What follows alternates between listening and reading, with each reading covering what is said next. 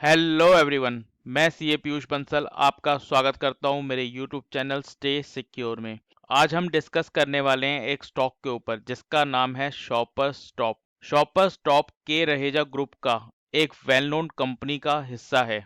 Shoppers stop garments की दुनिया में एक अपने आप में वेल नोन ब्रांड है। आज के टाइम पे अगर हम बात करें तो ये स्टॉक काफ़ी अंडर वैल्यूड है। इस कंपनी की पोजीशन में अगर हम आज के टाइम पे डिस्कस करें तो ज़्यादा सही नहीं है, लेकिन एक वेल नोन ब्रांड होने के कारण और के रहेजा ग्रुप का हिस्सा होने के कारण और साथ ही साथ जो इसके मैनेजमेंट में जो इसकी प्रोजेक्टेड फाइनेंशियल स्टेटमेंट्स में बदलाव आए हैं, उससे हम कह सकते हैं कि 1 या 2 साल के अंदर ये स्टॉक आपको काफ़ी अच्छा रिटर्न देके जा सकता है। इसीलिए हम आज इसी पे डिस्कस करेंगे और जानेंगे कि क्या ये स्टॉक आज का मल्टी बैगर स्टॉक है। तो डिस्कस करते हैं इसी के ऊपर। So let's start. अगर हम आज के टाइम पे बात करें तो अभी इस शेयर की वैल्यू 237 रुपीज़ के करीब है और ये शेयर किसी ज़माने में 400 से 500 की रेंज में रहता था। अगर हम कोविड के टाइम पे बात करें तो सिर्फ कोविड के टाइम पे ही ये शेयर 150 से लेके 200 के बीच में सरवाइव कर रहा था। तो इसका मतलब ये है कि अगर कोविड नहीं होता तो ये स्टॉक अपने आप में 400 से 500 के बीच में रन कर रहा होता। तो लॉन्ग टर्म में ये स्टॉक अपने आप को इस लेवल पे लेके जा सकता है। अगर हम इसके की मैट्रिक्स की बात करें तो अभी के टाइम पे इसका पी रेशियो नेगेटिव में है। पी मतलब price upon earning per share, मतलब 1 रुपए की अर्निंग पे आप कितने रुपए खर्च कर रहे हो। तो इस वक्त ये नेगेटिव में है इसकी अर्निंग, इसलिए पीई रेशियो इस वक्त नेगेटिव में है। कंपनी को इस वक्त लॉसेस हो रहे हैं क्योंकि लॉकडाउन की सिचुएशन है और कंपनी ज़्यादा कुछ अर्न नहीं कर पा रही है। अगर हम इसके पीबी रेशियो की बात करें तो पीबी रेशियो 3 रुपए से कम है, जो कि अच्छी बात है।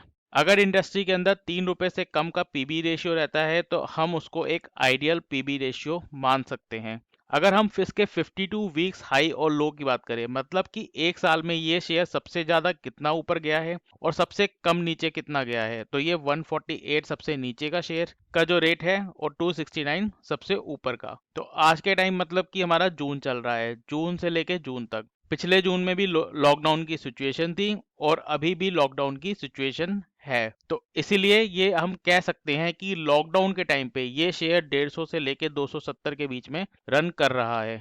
इसका मतलब क्या है कि अगर वर्स्ट केस सिनेरियो भी रहता है और ये शेयर अपने आप में हल्का सा भी रिकवर करता है तो 275 की सिचुएशन में तो ये कहीं ना कहीं पहुंच ही जाएगा, जहां पे हम जाके इस शेयर को सेल करने की सोच सकते हैं। इवन आईसीआईसीआई सिक्योरिटी ने इसका टारगेट रेट जो रखा है वो 275 का रखा है।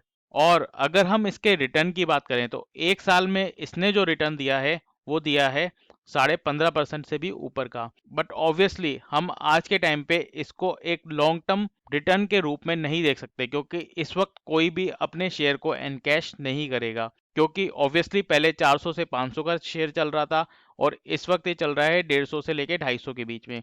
तो ये एक नेगेटिव रिटर्न ही देगा अगर आज के टाइम पे इसको एनकैश करते हो। बट अगर आप इसको इस वक्त परचेस करते हो तो जो अपने लोअर रेट पे है तो ऑब्वियसली ये एक अच्छा रिटर्न देके जाएगा इन नियर फ्यूचर।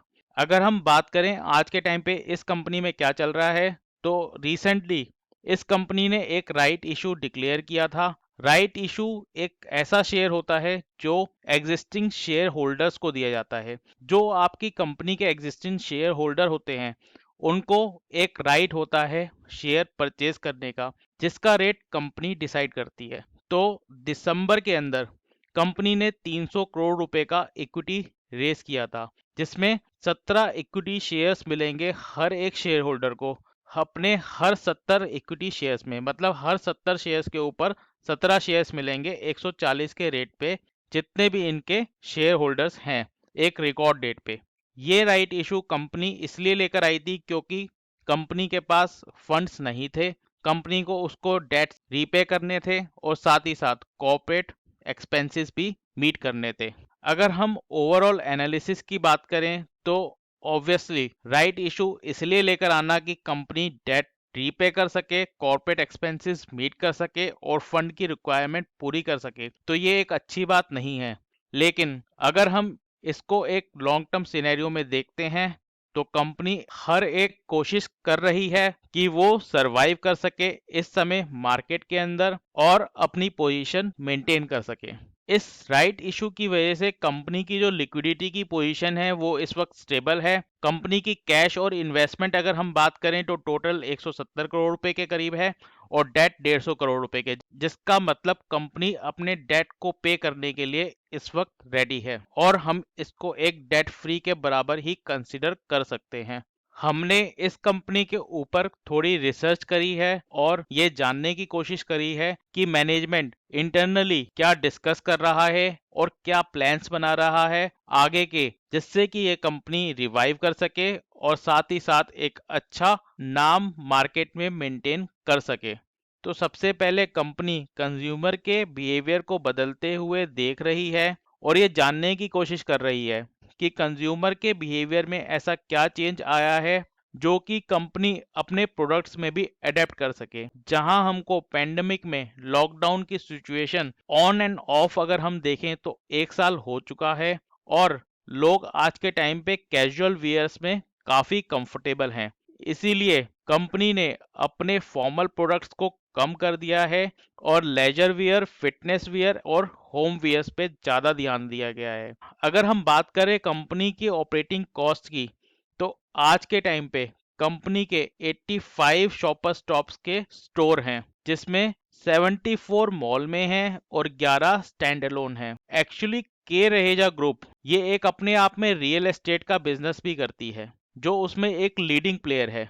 तो कंपनी एक्चुअली मॉल्स में भी काफ़ी इंटरेस्टेड है और कंपनी ने अपने जो स्टोर्स रखे हैं वो मॉल्स में ज़्यादा रखे हैं rather than building their individual stores. तो राइट नाउ अभी कंपनी क्या कर रही है, कंपनी डिस्कस कर रही है मॉल के ओनर से कि जब तक लॉकडाउन की सिचुएशन है तब तक उनकी फिक्स कॉस्ट जो कि उनकी एक रेंटल कॉस्ट है उस पे कुछ डिस्काउंट दिया जाए जब तक कि ये ओवरऑल सिचुएशन रिवाइव नहीं हो जाती। साथ ही साथ कंपनी ने अपने कॉन्ट्रेक्चुअल एम्प्लॉयज, टेम्पररी एम्प्लॉयज और कुछ परमानेंट एम्प्लॉयज भी ले ऑफ किए हैं जहां पे उनको लगता है कि अभी फिलहाल उनको उन एम्प्लॉयज की जरूरत नहीं है और उनको वो दोबारा ले सकती है बाद में अपनी कंपनी के अंदर जब ये लॉकडाउन की सिचुएशन ठीक हो जाएगी और कंपनी एक रनिंग स्टेट में आ जाएगी।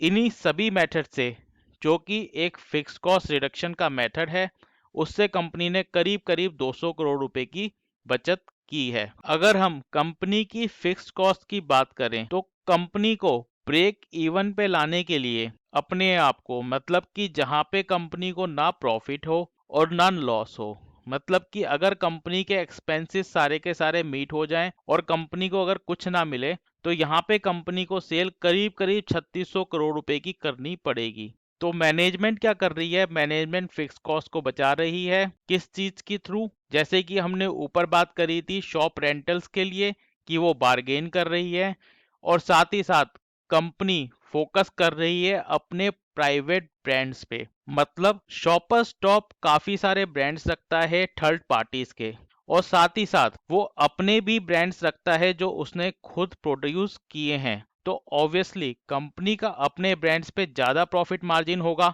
Rather than on the third party. तो कंपनी इस वक्त फोकस कर रही है अपने प्राइवेट ब्रांड्स पे कि वो उन ब्रांड्स को ज्यादा से ज्यादा सेल कर सके जिससे कि वो एक अच्छा मुनाफा ले सके और ब्रेक इवन पे पहुंच जाए। अगर हम बात करें कंपनी के कैपिटल एक्सपेंडिचर की तो कंपनी ने प्लान बनाया था कि 57 करोड़ रुपए का अमाउंट खर्च करेंगे, जिसमें से इन्होंने 25% अमाउंट खर्च किया था जून जुलाई के महीने में पिछले साल लखनऊ में एक शॉपर स्टॉप का आउटलेट खोलने में और बाकी का 75% ऑफ द अमाउंट उन्होंने ई कॉमर्स मार्केटिंग में लगाया था। मतलब कि कंपनी जो थी, कंपनी पहले ई कॉमर्स पे ज्यादा फोकस नहीं थी। अगर हम बात करें कंपनी के ऐप पे, शॉपर स्टॉप का अगर आप ऐप देखोगे प्ले स्टोर पे तो पहले जो इस पे कस्टमर्स के जो रिव्यू थे वो 2.5 के करीब थे जो अब 3.5 हो गया है बढ़ के। मतलब कि आउट ऑफ 5 कंपनी को इंक्रीमेंट हो रहा है कस्टमर्स के रिव्यू में।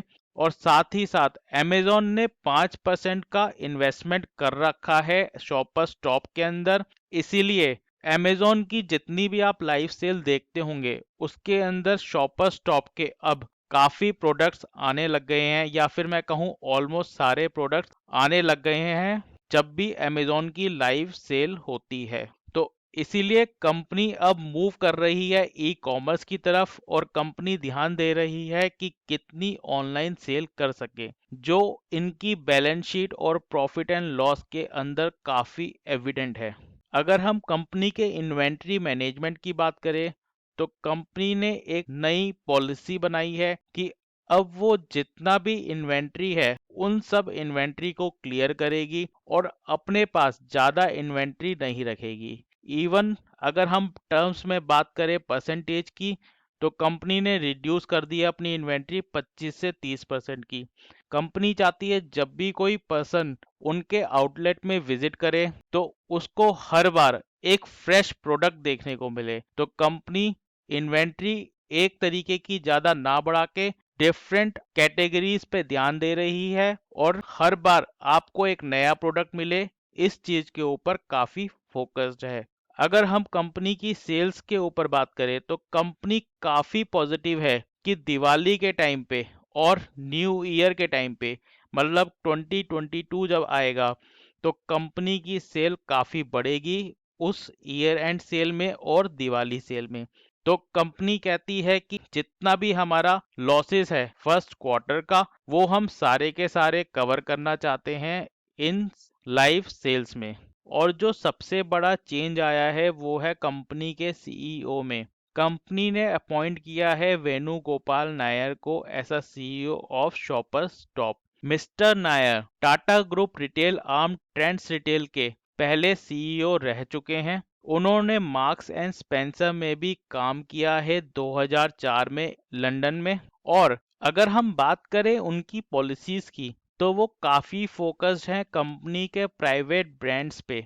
मतलब कि अगर हम ट्रेंट में बात करें, उनका M&S में बात करें, तो इन्होंने यहाँ पे भी एक लीडिंग रोल निभाया था प्राइवेट ब्रांड्स के कंपनी को प्रमोट करने के लिए। तो यहाँ पे हम एक्सपेक्ट करते हैं कि वो काफ़ी फोकस रहेंगे कंपनी के जो अपने प्राइवेट ब्रांड्स हैं उनकी इमेज मार्केट में इम्प्रूव करने के लिए, क्योंकि उन्हीं से सबसे ज़्यादा प्रॉफिट मार्जिन कंपनी जनरेट कर सकती है। अगर हम बात करें कंपनी की इनकम स्टेटमेंट की, तो कंपनी इस वक्त लॉसेस में है और 24.1 करोड़ का लॉस कंपनी ने रिसेंटली डिक्लेयर किया है। तो कंसेक्यूटिवली 4 क्वार्टर्स तक कंपनी लॉसेस डिक्लेयर कर रही है, लेकिन ये लॉसेस दिन के दिन रिड्यूस हो रहे हैं। हम एक्सपेक्ट करते हैं कि लॉकडाउन की सिचुएशन खुलते ही कंपनी अपने एक रनिंग बिजनेस में आ जाएगी और जल्दी ही ब्रेक इवन पॉइंट पे पहुंच जाएगी। अगर हम बात करें कंपनी की बैलेंस शीट की,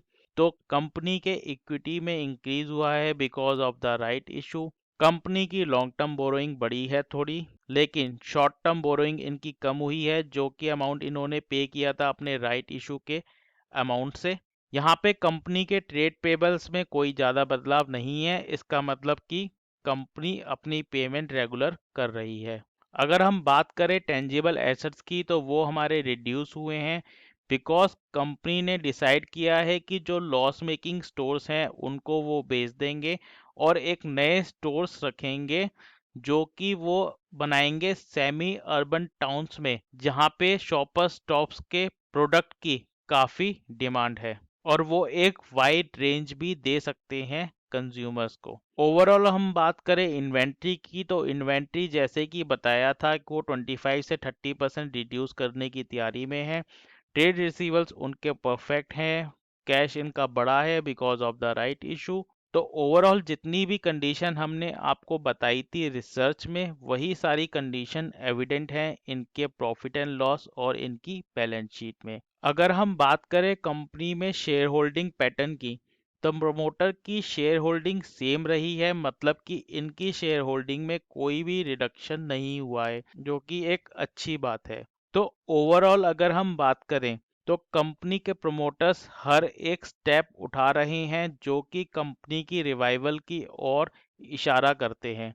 जैसे कि 7 जून से अनलॉक की प्रक्रिया शुरू हो गई है, तो हम एक्सपेक्ट करते हैं कि कंपनी क्वार्टर 2 में अपने बिजनेस के अंदर रनिंग में आने लगेगी और जल्द ही हम कंपनी को एक अच्छी पोजीशन पे देख पाएंगे। अगर हम बात करें कंपनी के स्टॉक्स की, तो ऑब्वियसली आज के टाइम पे वो अंडर वैल्यूड हैं, लेकिन इस वक्त कंपनी की पोजीशन देखते हुए हम कह सकते हैं कि उन स्टॉक्स को वही लोग ले सकते हैं जो कि एग्रेसिव है स्टॉक मार्केट में और पॉजिटिव है कि कंपनी में एक पॉजिटिव चेंज आने वाला है। तो अब देखना ये होगा कि क्या जो आईसीआईसीआई सिक्योरिटीज का जो टारगेट प्राइस है 275 का, वो मीट होता है या फिर नहीं। Thank you everyone for watching this video and don't forget to like, share and subscribe. Thank you.